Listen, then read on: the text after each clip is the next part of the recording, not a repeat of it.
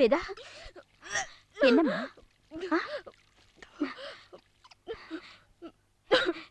என்னம்மா பண்ணுது? என்னாச்சுமா? என்னாச்சு?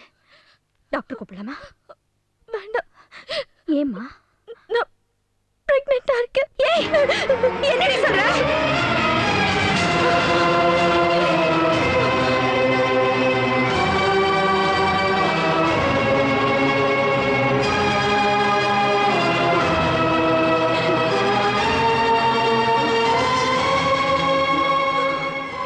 என்ன அப்படி பார்க்காதீங்க அத்தை.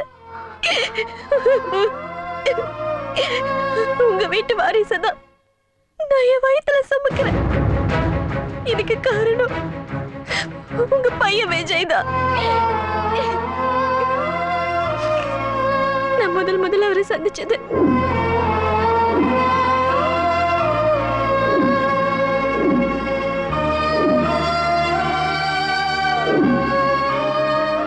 ஒரு நாள் நீங்க எங்க வீட்டுக்கு வந்தீங்க. பார்க்க மகாலட்சுமி மாதிரி இருக்கேம்மா. யாரை கேட்டு இந்த முடிவு எடுத்தீங்க? யாரை கேட்கணும்? இந்த கல்யாணம் நடக்கலன்னா தற்கொலை பண்ணி போன என்ன மிரட்டினாங்க. இந்த விஷயத்தை விஜய் கிட்ட சொல்ல போனேன். நீ எடுக்க போற முடிவுல தான் எல்லாரோட வாழ்க்கையும் இருக்கு. உன் வாழ்வா இல்லை என் சாவான்னு நீயே முடிவு பண்ணிக்கோ. சாவு காரணம் காட்டி என் மனசை காயப்படுத்தினாரு. எல்லாரோட சாவும் என் கண் முன்னாடி வந்துச்சு. ஏன் ஒருத்திக்காக ரெண்டு குடும்பமும் சாகிறத விட ஏன் காதல சாகடிச்சுக்கிட்டு எல்லாரையும் வாழ வைக்கணும்னு நான் முடிவு பண்ணேன். எல்லாரோட முகத்திலயும் சந்தோஷம் தெரிஞ்சது. நான் என் சாவை தேடிக்க போனேன். விஷம் குடிக்க போன நேரத்துலதான் வாந்தி எடுத்தேன்.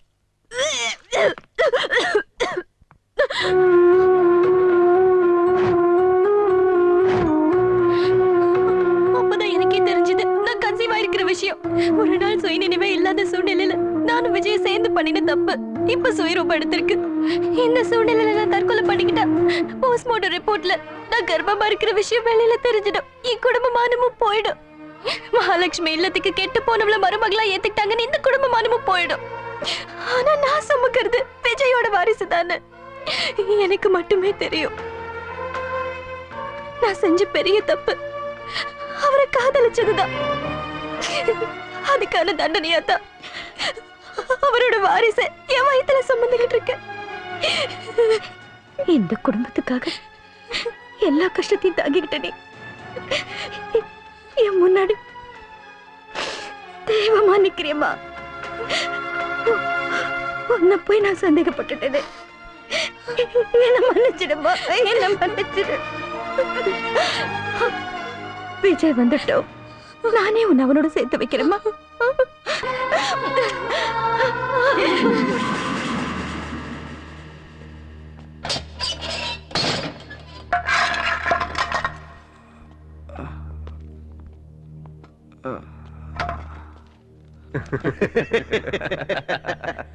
என்னடா பாக்குற? இங்க பாருடா, உன்னை பத்தி தான் கோர்ட்ல பையா கிட்ட இன்னைக்கு விசாரிக்க போறாங்க. கேட்டா மட்டும் எங்க பையா சொல்லிடுமா? 3 மாசம் ஆகியும் எவனாலையும் உன்னை கண்டுபிடிக்க முடியல. இனிமேலா கண்டுபிடிக்க போறானுங்க? என்ன 3 மாசமாடா உள்ள வச்சிருக்கீங்க?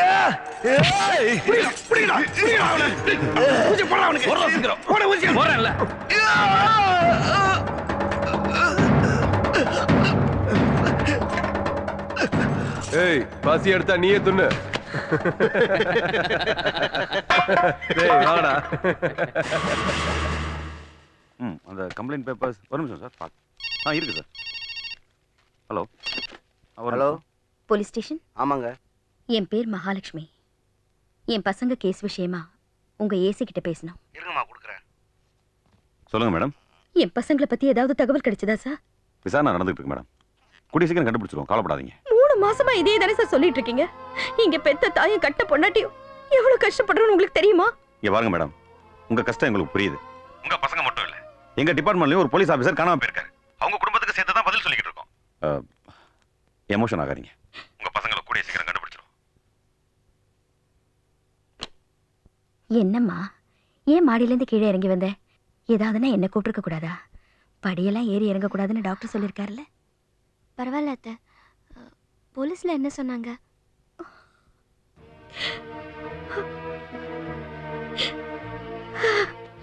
அத்தை, என்னாச்சு அத்தை? எனக்கு என்னமோ ரொம்ப பயமா இருக்கு. என் பசங்களுக்கு ஏதோ ஆயிருக்குமோன்னு. என்ன அத்தை இது? நீங்க தான் எனக்கு தைரியம் சொல்லணும். நீங்க என்னடான்னா என்ன அழ வச்சிருவீங்க போல இருக்கு. இல்லம்மா, இல்ல இல்லம்மா. அவங்களுக்கு ஒண்ணும் ஆகாது அத்தை.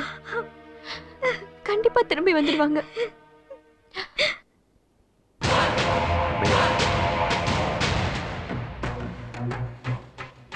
நம்ம கடையில் தானே வாங்கினேன். பையா பெரிய வக்கீலா பார்த்துருக்கேன் பையா, உங்களை ஜாமீன் எடுக்கிறதுக்கு.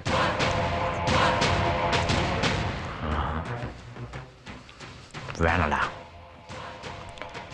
இப்போ நான் உள்ள இருக்கிறது தான் எனக்கு சேஃப். நான் எப்போ வெளியில வரணும் எனக்கு தெரியும். அப்போ நீ ஜாமீன் எடுத்தா போதும். ம் சரி பையா. சார், சத்யாவோட ஆள் ஒருத்த அவனை பார்க்கறதுக்கு ஜெயிலுக்கு வந்திருந்தான். ஜாமீன் எடுக்கிறது பற்றி பேசினான் சார். ஆனால் சத்யா இப்போ அவனுக்கு ஜாமீன் வேண்டான்னு சொல்லிட்டான் சார்.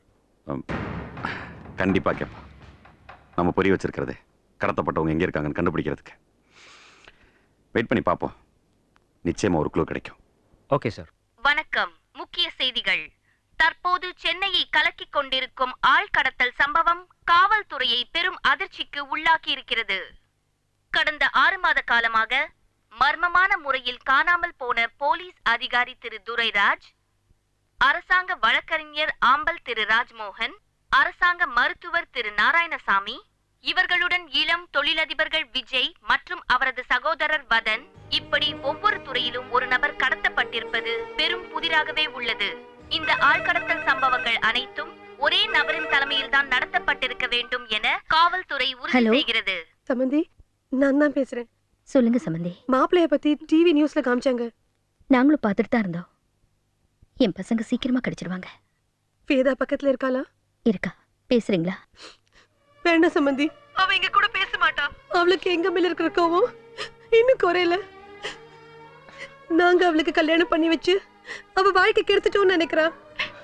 பரவாயில்ல சம்பந்தி, அவ நல்லா இருந்தா போதும். என் ஸ்தானத்துல நீங்க இருக்கீங்க.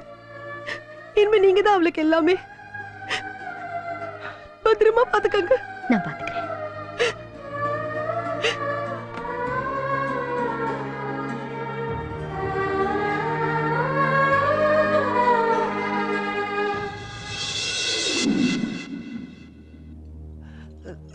தண்ணி தண்ணி தண்ணி தண்ணி. ஏய், ஏன்டா கத்துற? தண்ணி தானே, இந்தா குடி.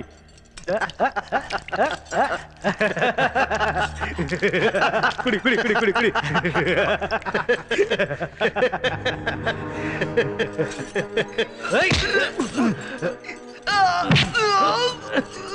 தண்ணி குடிச்சவனா உடம்புல தெம்பு வந்துருச்சா? ஊசி போறா, ஊசி போட போட சீக்கிரம். ஐயோ சீக்கிரம்.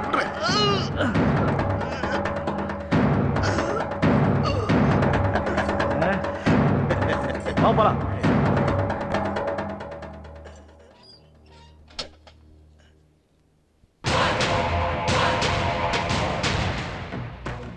பையா ஏதோ ஒரு முக்கியமான விஷயம் பேசணும்னு சொன்னீங்களாமா? சதா சொன்னா.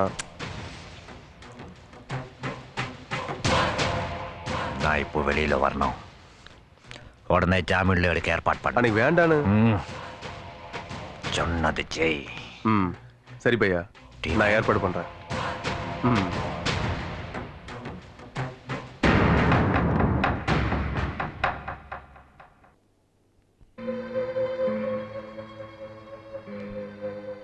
கொஞ்சம் இழுத்து மூச்சு விடுமா. குழந்தையுடைய மூவ்மெண்ட்லாம் நல்லாதாமா இருக்கு. ஆனா இவங்க ஹெல்த் கண்டிஷன் தான் ரொம்ப வீக்கா இருக்கு. வலி வரதுக்கு முன்னாடி ஹாஸ்பிட்டல் வந்து அட்மிட் ஆகுறது ரொம்ப நல்லது. சரிங்க. அப்ப நான் கிளம்புறேம்மா. வரேம்மா. Take care.